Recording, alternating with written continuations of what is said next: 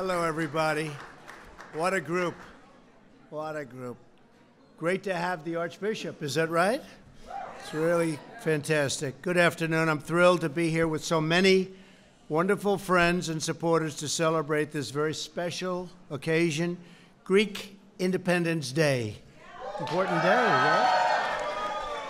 We're delighted to be joined by members of my cabinet, as well as representatives Carolyn Maloney. Where's Carolyn? Good. Very good. Gus Bilirakis. Where's Gus? Gus Bilirakis. Hello, Gus. Thank you, Gus. Doing a great job. And Virginia Fox. Virginia. Where's Virginia? Hi, Virginia. And the great Howard Lorber, who's not Greek, by the way. On behalf of my entire administration, I want to extend a very warm welcome to the hundreds of proud members of the Greek American community. And we have a whole group of people outside who are with us today. I especially want to extend our deep gratitude to His Eminence, Archbishop Demetrios. Thank you, Archbishop. Highly respected and a great gentleman, for joining us in this really beautiful celebration. I hope you're having a good time. We have been honoring Greek independence here at the White House since 1987, a tradition we know will continue for many, many years. I'll only be with you for another 7.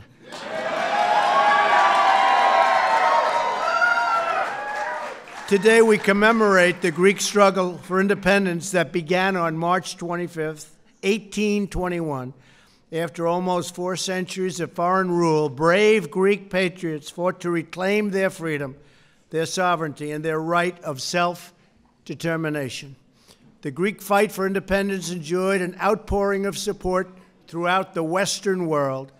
The citizens of France, Great Britain, the United States, and many other nations were moved to action by a cultural and historical kinship tracing back thousands of years to ancient Greece, the birthplace of, and you know what this is, democracy, right? The birthplace of democracy and of really Western civilization.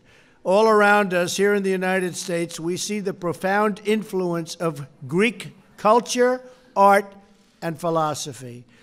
In the Federalist Papers, our founding fathers consulted the wisdom of the ancient Greek city-states when writing our own Constitution. They learned a lot. They knew what they were doing. Our nation's generals, scientists, lawyers, and educators continue to find inspiration in the works of the ancient Greeks. And throughout this capital city, from the Supreme Court to the Lincoln Memorial to the beautiful, beautiful White House. You like the White House? What a house. We see the magnificence of Greek architecture. Finally, we see Greece's enduring influence through so many Americans of Greek descent who contribute so much to this nation that we love. In celebrating Greek independence, we honor this influence and we remember our common heritage. We take renewed confidence that whatever challenges we might face, anytime in the future, we will face them together. We'll all be together as members of a great community of nations. And like our ancestors, we too will draw strength from the bonds of history and culture that unite our countries and shape our destinies. Today we celebrate Greek independence, such an important day, and a day that so many people called. They wanted to be here, and many of them were not Greek, so you'll have to explain that to me. But they wanted to be here, and we renew our commitment to the values and principles that make us who we are. We stand together for freedom and justice and democracy today and for all time. Thank you for joining us for this incredible celebration. May God bless you. May God bless Greece.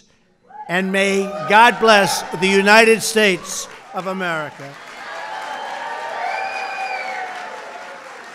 And now I'd like to introduce His Eminence to say a few words. Thank you very much. Thank you all.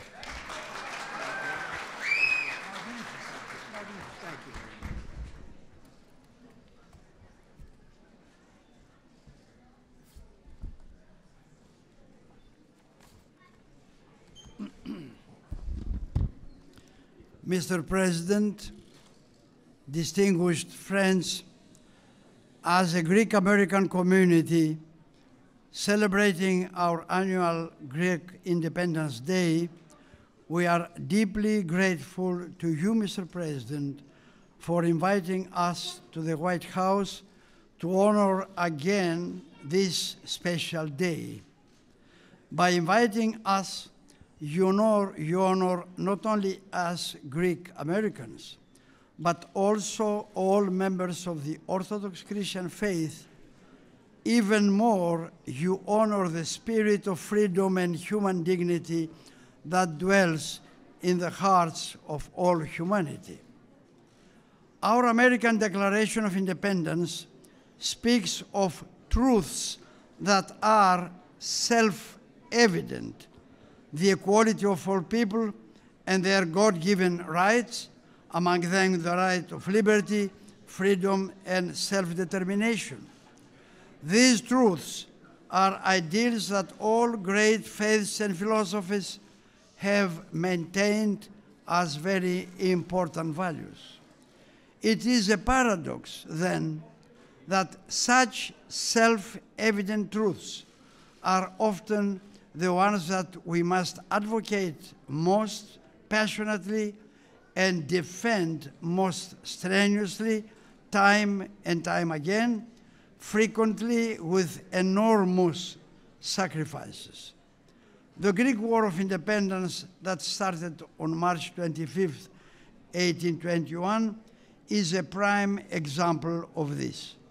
On that day, the people of the Greek nation had to rise up against their oppressors and fight a long and bitter fight, necessitating huge sacrifices in order to gain truths that are self-evident, namely their freedom and independence as individuals and as a nation.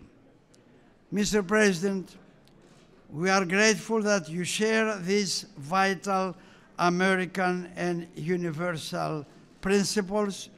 We kindly ask that you continue to affirm them, all the more in this troubled world.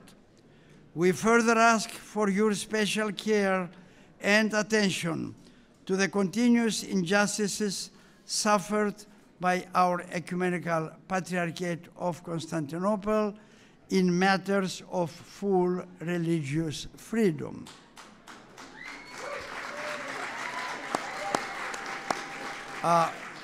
We humbly request that you speak on behalf of all of us for a fair and equitable solution to the prolonged and tragic division of Cyprus and to the issue of an appropriate and historically justifiable name for the state of Fyrom. When we celebrate Greek Independence Day, we celebrate a beginning but not a completion. The fight for freedom and human dignity globally is ongoing and unfinished. For standing with us, Mr. President, for fighting for us, and for speaking universal and eternal truths of life and liberty, we thank you. We pray for divine favor upon us, the First Lady, whose presence honors us today at the White House, and your entire family. And we close with a beautiful biblical blessing from the book of Numbers.